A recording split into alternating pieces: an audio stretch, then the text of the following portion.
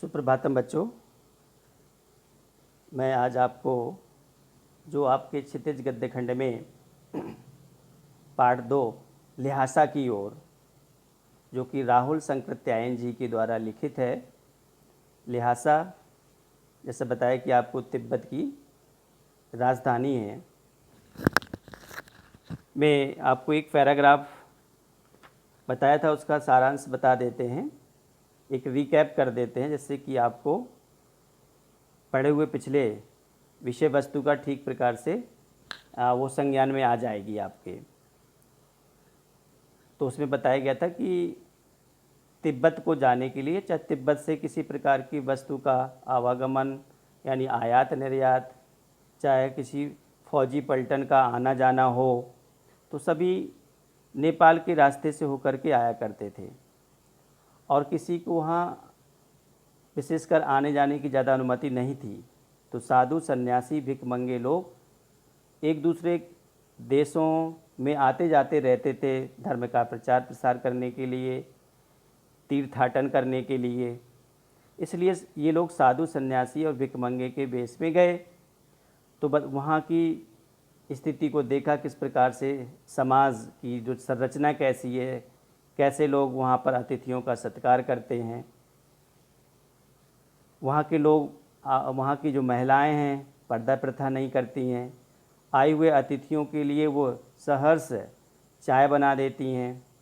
साथ ही साथ अगर उनकी आप बैठक में बैठ कर के चाय का आनंद ले सकते हैं, तो यदि कह सकते हैं कि उनके अंदर अतिथि देवो भव, अतिथि सत्कार करने की प्रेरणा है। तो इसके आगे अब आज हम एक बार पढ़ देते हैं।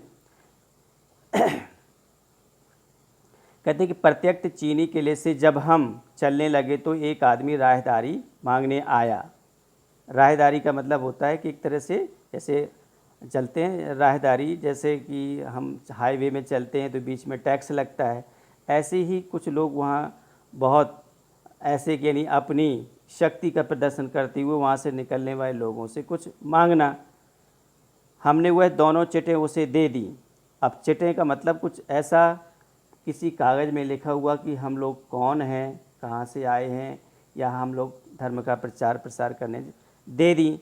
तो उस चिट को देख करके समझ गए कि इनसे हमें कुछ राहदारी मिलने की उम्मीद नहीं है। शायद उसी दिन हम थोंडला के पहले, थोंडला एक स्थान है, थोंडला के पहले आखिरी गांव में पहुंच गए। तो यहाँ भी सुमति के जान पहचान के आदमी थे। सुमति बौद्ध भिक्षु था। तो वहाँ भी ये तो तिब्बत के आसपास के जब जो गांव थे वहाँ पर घूमते रहते थे, जाते रहते। तो सुमति के जान पहचान के आदमी थे और भिखमंगे रहते भी, ठहरने के लिए अच्छी जगह मिल गई। चूँकि सुमति हमारे साथ थे तो उनकी वजह से हम भिखमंगे के वेश में थे, इसलिए हमें वहाँ रहने की, ठहरने की जगह मिल गई। 5 साल बाद हम इसी रास्ते से लौटे थे और भिखमंगे नहीं। अब उन्होंने कहा कि 5 साल बाद जब हम लौटे तो हम भिखमंगे के वेश में नहीं थे, एक अच्छे भद्र पुरुष के रूप में थे जो घोड़े में सवार होकर आए थे। किंतु उस वक्त किसी ने हमें रहने के लिए जगह नहीं दी।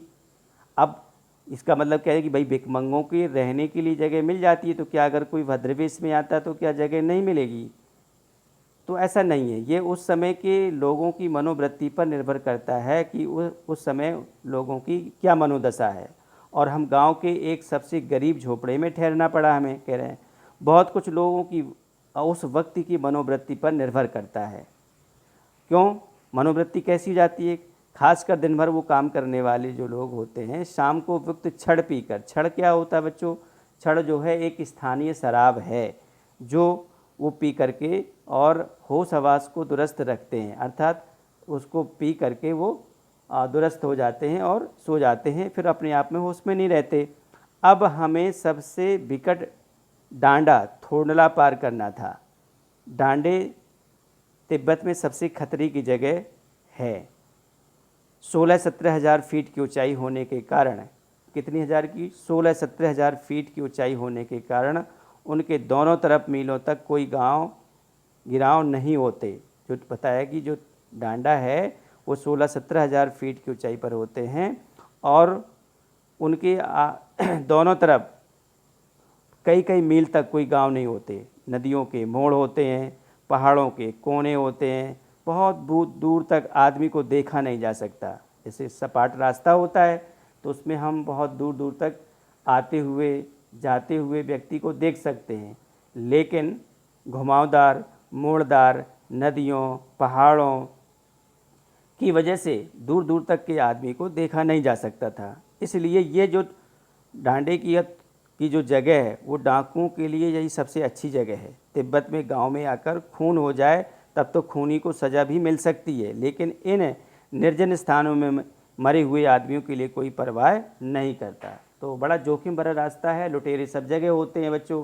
अगर ऐसे बीहड़ वाले क्षेत्रों में, ऐसे दुर्गम रास्तों में अगर कोई व्यक्ति किसी को खून कर दे तो कोई उसकी परवाह नहीं करता। एक बार गांव में किसी का खून हो जाता है तो निश्चित रूप से कुछ उस पर एक्शन किया जा सकता है, लेकिन अब यहाँ कैसे पता चलेगा किसने किसको मारा है। दूसरा और बताते हैं कि सरकार खुफिया विभाग और पुलिस पर उतना खर्च नहीं करती और वहाँ गवाह भी तो कोई नहीं मिल सकता। बताया कि जो तिब्बत में जो पुलिस प्रशासन की व्यवस्था है वो ज़्यादा अच्छी नहीं है, क्योंकि वहाँ का स्थानीय या वहाँ की सरकार पुलिस विभाग पर ज़्यादा खर्च नहीं करती है। डकैत पहले आदमी को मार डालते हैं, उसके बाद देखते हैं कि कुछ पैसा है कि नहीं। आप बताइए, कुछ लोग तो यूँ होते हैं कि भाई जिनको चोरी करना देख लीजिए, डरा धमका करके उनसे जो रुपया पैसा धन है तो ले लीजिए, लेकिन वहाँ के जो चोर हैं उनका हौसला इतना बुलंद है कि पहले वो मार डालते हैं, फिर इसके बाद देखते हैं कि उनके पास कुछ है कि नहीं। अगर कुछ है तो फिर मारने के बाद उसको ले लेते हैं। लाठी की तरह लोग पिस्तौल बंदूक लिए फिरते हैं। डाकू यदि जान से ना मारे तो खुद उसे अपने प्राणों का खतरा है। गांव में हमें मालूम हुआ कि पिछले ही साल थुंडला के पास खून हो गया। शायद खून की हम उतनी परवाह नहीं करते क्योंकि हम भिखमंगे थे और जहाँ कहीं वैसी सूरत देखते टोपी उतारकर जीभ निकालकर कुची कुची दया दया एक पैसा कहते भीख मांगने लगते थे। तो कहते थे कि, तो इसमें बता रहे हैं कि जो वहाँ के जो डकैत हैं जो लोगों को पहले मार डालते हैं, फिर देखते हैं कि इसके पास क्या है, और बंदूक पिस्तौल वो लाठी डंडों की तरह रखते हैं अपने पास। तो कह रहे हैं कि हमें ये तो परवाह नहीं थी कि कोई हमें मारेगा, क्योंकि हमें पता था कि इनसे कैसे बच कर के निकलना है।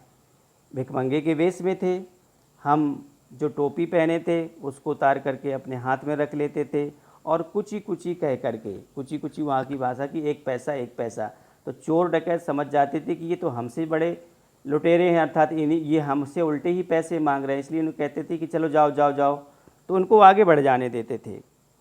लेकिन पहाड़ की ऊंची चढ़ाई थी, पीठ पर सामान लाद कर कैसे चलते, और अगला पड़ाव 16-17 मील से कम नहीं था। बीच बीच में पड़ाव होते थे, कुछ निश्चित दूरी तय करने के बाद यात्रियों को विश्राम करने के लिए पड़ाव बने हुए थे।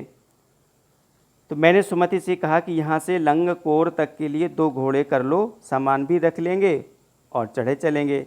जो उनका सहयात्री था सुमति, उनसे कहा कि भाई चलो अब तो थक गए हैं, अब हमसे चला नहीं जाता, चलो 2 घोड़े कर लेते हैं और उसमें सामान भी रख लेंगे और आगे चलते चलेंगे। आज के पैराग्राफ में बच्चों इतना ही। तो इस पैराग्राफ में बच्चों आपने सीखा कि कितना दुर्गम रास्ता है, कितना अपनी जान को जोखिम में डाल करके और उस यात्रा को सफ़र करना था।